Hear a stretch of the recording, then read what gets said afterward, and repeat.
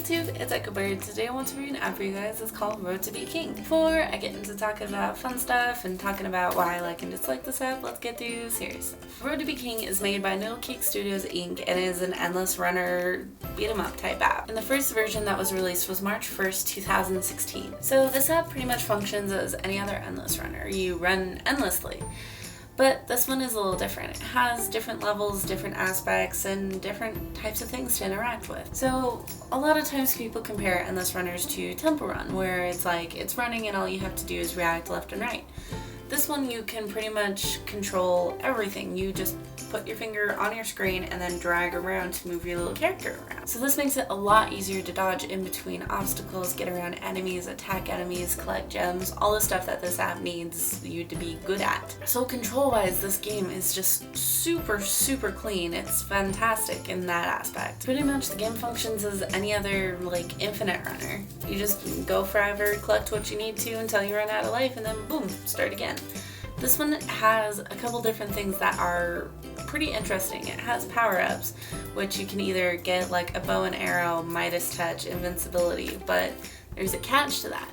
Whereas other things, it's just things you randomly pick up. There are certain intervals along each level or each area that you can only get one. And to get that one, you have to sacrifice some of your score. So that has like a lot of give and take. It's like, okay, do I want to get the heart so I can keep going but lose like so many points, or do I want to use this and like forget about it and continue going and just risk it? It has like a lot of choice, but you don't have a lot of time to make it, so it's pretty much down to just a gut reaction. And as you play, you collect purple gems, which either you can collect through playing the game and unlocking achievements, or you can pay for. But there's enough achievements to unlock within the game, and you see them enough within the game itself that you really don't need to. Unless you want to, then by all means go ahead, spend buku bucks. But as you play along, like at first it seems really hard because you go through the tutorial, it gives you your basic prospect of like, don't touch spikes, collect these, get these, don't attack these, you can't kill them yet.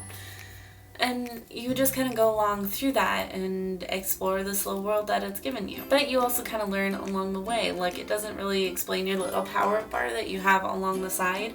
As you collect gems, that fills up, and it has a really interesting effect within the game.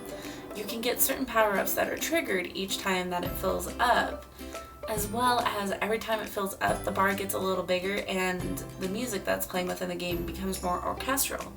So at first it starts out with just either basic violin or fiddle playing, then it adds in drums, and then it adds in trumpets, and then it just continues and like it speeds up, it gets faster, it gets more exciting. So that's just like, that's something that didn't need to be added in. Like, the speed up thing could just have been like, okay, you're going this long, now it's speed up.